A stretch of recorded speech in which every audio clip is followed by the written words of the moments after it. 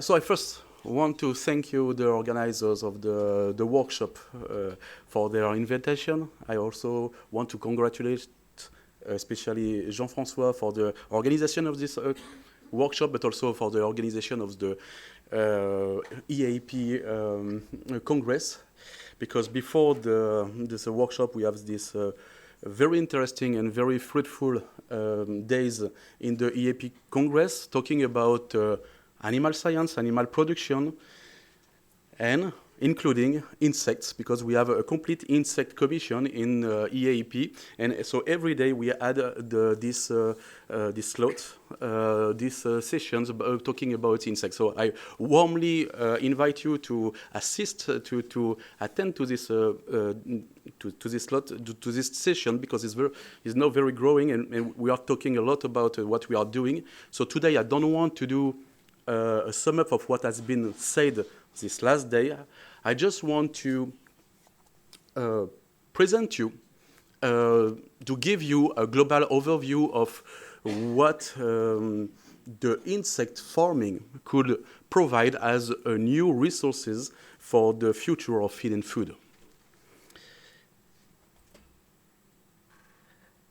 And I will start by saying that, thank you. You already say that the finale, edible insects, is already an old story. It's not new. And I will continue by saying that, but actually, even if it's an old story, the insect industry is now on the way of maturity, becoming it's a teenager industry. Yeah? So it's becoming on maturity. And for the future, we will see that actually it's still in its infancy. So it's like a Benjamin Button story, what I said today. Start by the history of entomophagy. As you know, we are eating insects for a while. We are eating insects from antiquity, perhaps as ancient as humanity. Okay.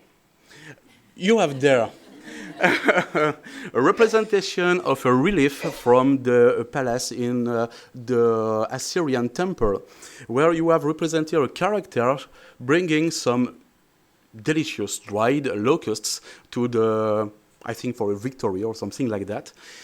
And so it exists from the antiquity, from Babylon, from the Romans, from the Greeks, from the Native Americans, from in Asia, etc., etc. We have also linked to that all the culture of and the production of honeybees, of honey from bees also, which is linked to the production of insects. And this continues now. We have still many countries where we still eat insects, especially beetles, but also caterpillars. Not beetles, and more the larvae of the beetles, but also caterpillars, bees, wasps, in Japan especially, very good wasps, ants in Mexico, for example, grasshopper, locust, and so on. And you have there in this map all the country where also we are recorded the number of edible insects consumed by a country. So you see that is not really new. It's already existing. It exists for the human, but it also exists, of course, for the animals, because the insects are already part of the natural diets of many animals, right? We know that.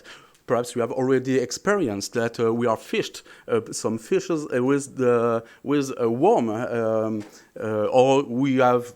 You have perhaps seen your cat or your dog already eat a butterfly or something like that. So for wild fish, 30% of their diets are already including insects.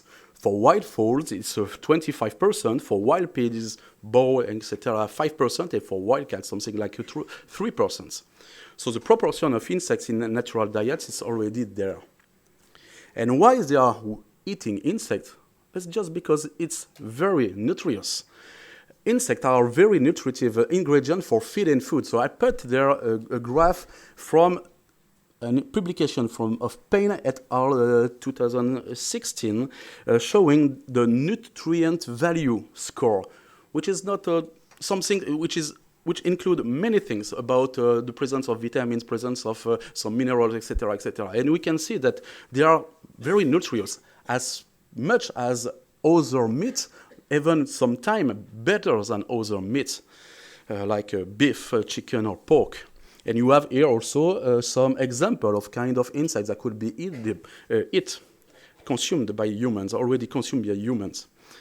So the insect-based ingredient benefits for people and animals because they contain a lot of good nutrients, like first, the proteins. The insect products, the insect meals that the companies are selling, some of them are more than 70% of protein, and very good protein because the digestibility of this protein is as good as the digestibility of milk proteins. It is assessed by studies from published in the American Journal of Clinical Nutrition. But it also includes many vitamins, many good sources of unsaturated fats, and also fibers. You know that the insects have an exoskeleton, and this cuticle contains fibers, and these fibers could help the microbiome of animals that are eating the insects. And it could, by that way, also benefits for the health of the people or animals that eat insects. Because and here also there is a lot of publication about, for instance, the antioxidants concentration that is higher than, for example, in orange juice or so on, but also the positive effect on some diseases like diabetes and or cardiovascular diseases. For instance, we have the Gießen University, which hosts the biggest research centers on insect biotechnology, was proved recently that for mice, obese mice which eat mealworms meal, the cholesterol decreased to 60% in livers. So it's quite impressive, you know. Okay, it's nutritive, but it's also sustainable. And we put also our life cycle analysis. You know that all companies are working on alternative proteins like to do that. So it's a study from independent organisms, companies, showing that insects, I put here mealworm, but it's the same for other insects. You can put black soldier fly there, you can larvae, you can put other insects. We know that the greenhouse gases produced by insects are such low compared to the other ones. That's the same for land use of. Yeah, you have seen the tiny animals that they are. The land use could be very small, especially as we can build vertical farming, etc. And also the water footprint of the insect production is very low. But probably that already something that you have see elsewhere. But if we compare also with other alternative proteins of plants-based ingredient, what a surprise to see that insects are ranked around vegetables, around plants-based ingredients. Insects are around beans and wheat. You see, so in terms of emission intensity of kilogram by CO2 equivalent. So these numbers come from the World Economics Forum in 2019. And moreover, the insect production produce also not only we produce meal, we produce oil, we produce different ingredients, but also we produce frass. What is frass? Is a dejection, the feces of the insects. And the feces of the insects are very good biofertilizers.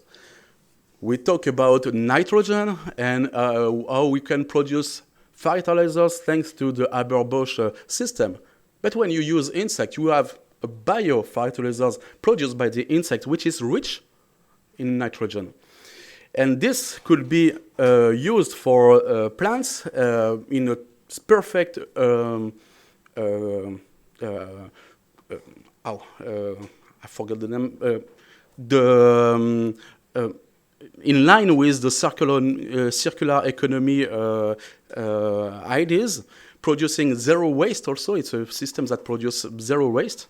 And this fresh bubble is a very good fertilizers. It could increase the microbial activity in the soil, especially when, because the microbiome of the insect itself is very interesting. It could substitute for mineral fertilizers, could increase flowering and increase also crop performances. We did some tests, not we Ynsect, but the community did some test trials on vine yields, crop or corn crops, and we see an increase of 20% of production or 35% of production. So here also, it's something that go with the sustainability of insect productions. But sustainability is not only the environmental impact. It's we have discussed that already this morning. It's also about the social impact, impact of the production, and producing insect, especially in different countries, not only in the West, but also in Africa, in South America, in Asia. We have a big impact on some clue from some sustainable development goals, like gender equality. You can see in this kind of countries that it's often women that work on insect production. It's also something about the employee satisfaction and so on and so on. You have different example here on the slide about how the insect production is sustainable, but on every kind of aspect of sustainability. So in this case, if we've seen that the insect production is sustainable, the insect ingredients are very well, very nutritive, and it exists for a long. So the question is, why don't we all eat insect every day? I can answer this question with the next slides. We are not able to produce insects at a large quantity. That's the fact. And we need to build also a market. And how to build the market is the issue. And I try to demonstrate that the market is now quite mature. We'll see that. First, just to go on this question, I just show you here a study on the addressable market in the coming years of for insects, and you know that for building a market, you need you need to unlock some bottlenecks, and these bottlenecks could be, we already talked that this morning also, could be the Can we technically substitute existing protein with insect proteins? The regulation is legally allowed based on regulation to use insects. The adoption is adopted by consumers with desire to consume, even with pleasure to consume the insects, and is economically viable based on price and benefits. So the company who studied the the addressable market for insect, especially here for mealworms, but it could be also addressable for black soldier fly larvae, say that we have currently a market if all the bottlenecks are unlocked, which is around enough megatons of insects. And with the prudency that we have, I think that in the coming years we have something like 2.5 megatons of insects. So we have a market. And if we just focus on addressable market for human food application, it's around 100 kilotons. Here for mealworm only, but we have all other insect species. But let's consider each criteria one by one. So considering technically issues. I already did talk about that, presenting the nutritive values of our insects. To prove that our insects are technically substitutable to other protein, we did so much investigation in research and development, and we have given the evidences that insect products combine unique features offering strong and proven benefits across the world. We have here some examples. I don't go in details because there are too much things to say, but I classify them in three categories. The first category is the nutritional benefits for farm and animal, pets, and plants. So many trials have been done, and you have that in the scientific literature that shows that insects, replacement of fish meal or other animal-based ingredient by insect meal could lead to an improvement of growth rate of, for example, trout, shrimps, but other animal, breast yield on chicken there, because of the digestibility of this ingredient.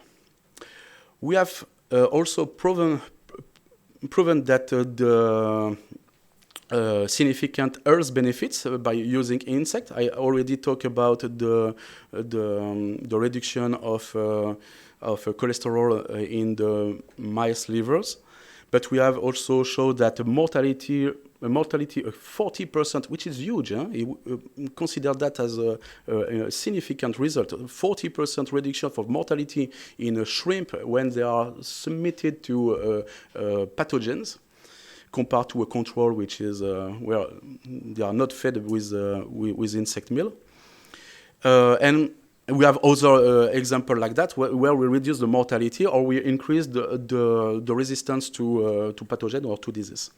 And finally, we have also some claims on benefits for people who are eating insects, like the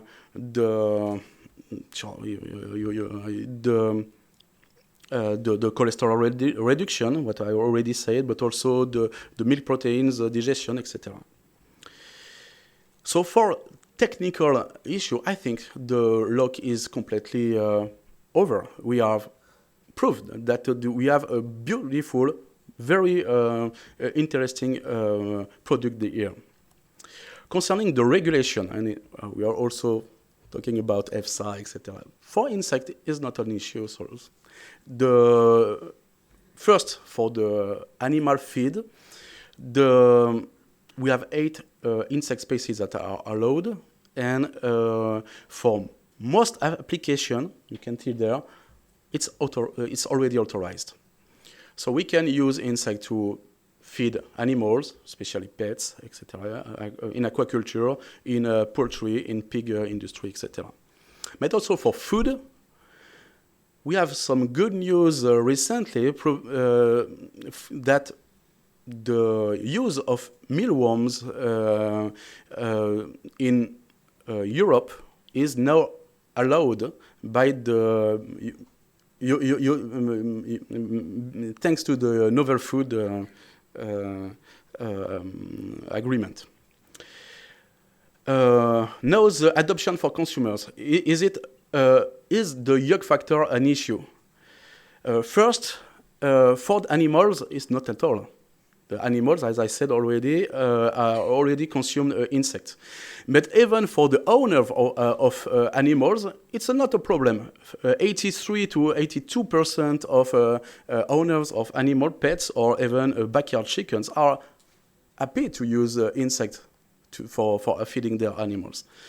So for people, for like you and me, I think that the yield factor is not really an issue, because as for other every kind of innovation, we just need the early adopters to start to create a market, and there is many ways to obtain their adoption, and basically it's based on communication.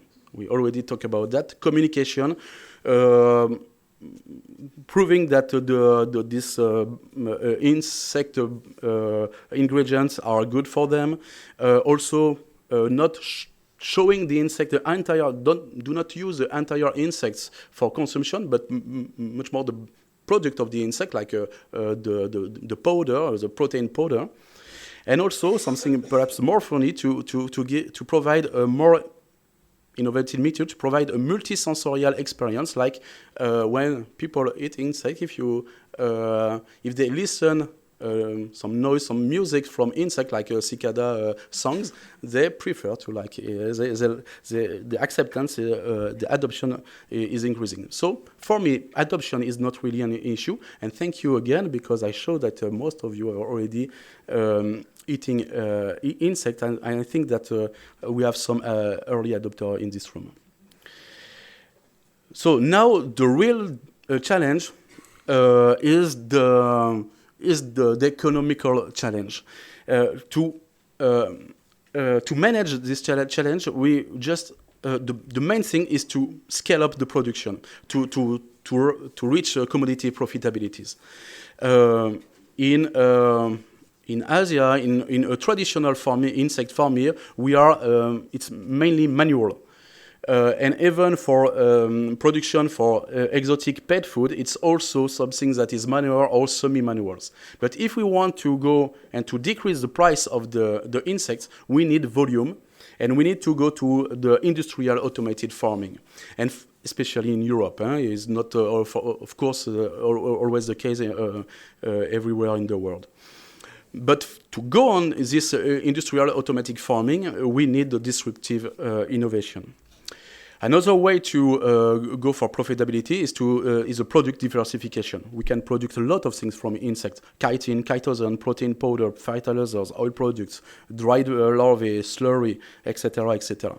But for all of this, it's required solid synergy between R&D, engineering, IP, IT, ops, operation, sales, etc.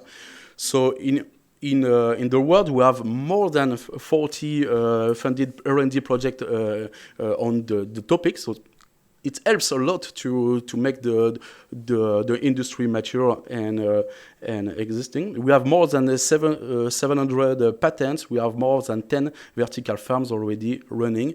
Especially this one in the north of France, the one from Ynsect, near Amiens. And thanks again to the investment of France, and we can be proud in France that we have authorities, a government that support a lot the insect industry. We have the three biggest company in insect industry are French. And I will be very, very quick on this one, just to say that just consider that it's just the beginning of the story. We have so much things to do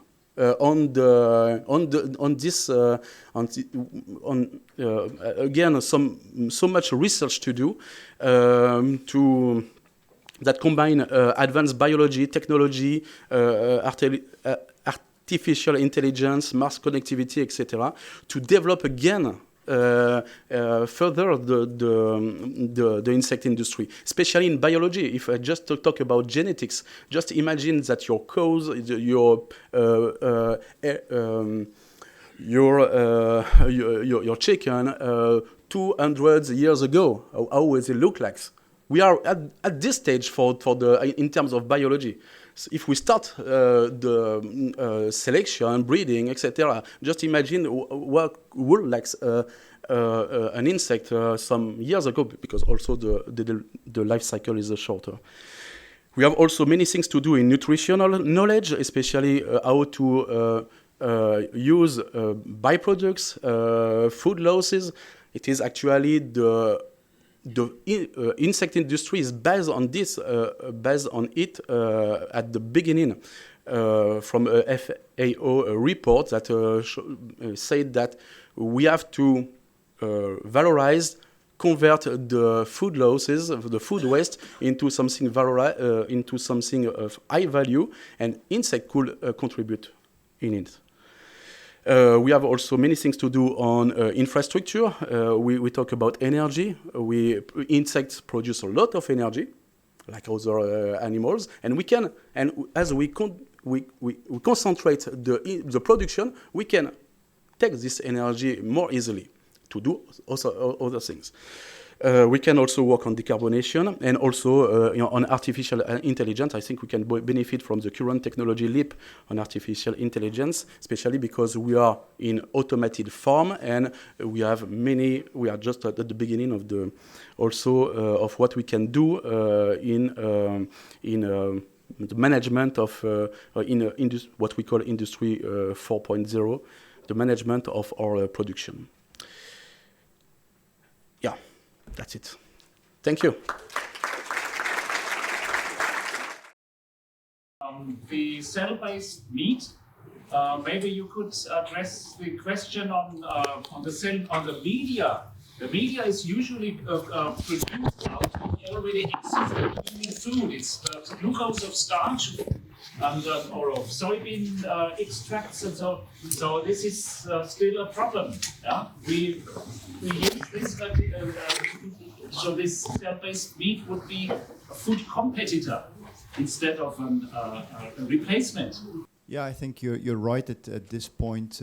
Making the media is based on pharmaceutical products that require probably a lot higher standards than what may be needed for cultured meat. So I think at this point it is true that it's very costly and that it may compete for certain products, but I think there's room for improvement there. So I think, and then that's also what a number of companies are investing into, using as I alluded to waste streams for making these media both lower cost and more fitting into recyclable elements. Yeah, Andy? Is there strong venture capital investment into each of your sectors? Because I'm hearing that venture capital is collapsing in things like vertical farming and cell-based agriculture. So are you sure that have you got evidence there's good venture capital investment into your sectors? That's a generic question. Yeah, I don't dare to put any numbers on that, but to my knowledge, a huge part of this is venture capital. Yeah. That these, when we started in 2021 and 2022, it was booming. But then now that 2023, it's getting thinner actually. So this is what I am hearing. So I think you have a good point. Okay, I think we made our two questions. Thank you very much again.